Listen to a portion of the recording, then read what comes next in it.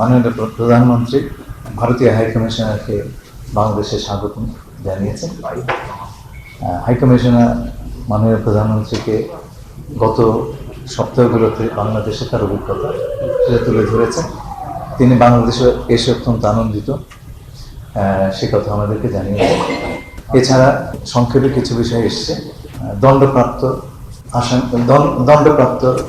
শেখ হাসিনার বাংলাদেশে প্রত্যার্পণ করার বিষয়টি উঠে এসছে এবং আমরা তাদেরকে বলেছি এই প্রত্যার্পণ প্রসেস ত্বরান্বিত করার জন্য।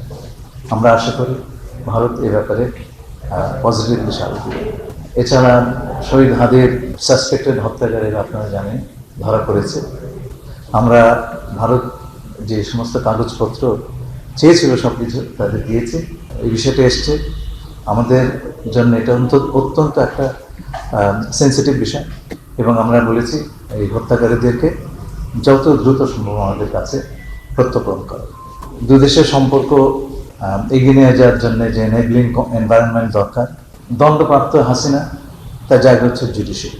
বাংলাদেশের একটা কম্পিটেন্ট কোর্ট তার বিচার করেছে, তাকে দণ্ড দিয়েছে। দণ্ডপ্রাপ্ত ব্যক্তির বিষয় কি হয়, তাকে কাস্টডিতে নেওয়া হয় এবং তার যদি কিছু বক্তব্য থাকে, আত্মপক্ষ সমর্থনের কিছু থাকে, সেটা আদালতে বলবে। তো 5 তারিখে হাসিনা যে কাজটি করেছে সেটা হচ্ছে বাংলাদেশের জুডিশিয়ারি রাষ্ট্রের একটি স্তম্ভ, তার প্রতি বৃদ্ধাঙ্গুষ্ঠে দেখিয়েছে এবং সেই কাজটি ভারত সরকার করতে দিয়েছে।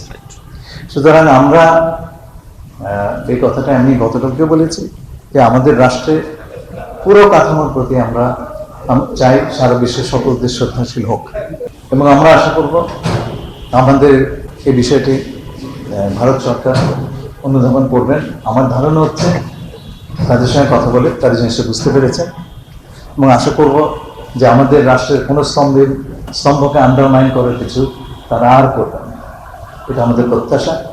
এবং আমার তাদের সঙ্গে আমার যা কথা হয়েছে তাতে আমি কিছুটা হলেও আশ্বস্ত যে এই ঘটনার পুনরাবৃত্তি হবে না।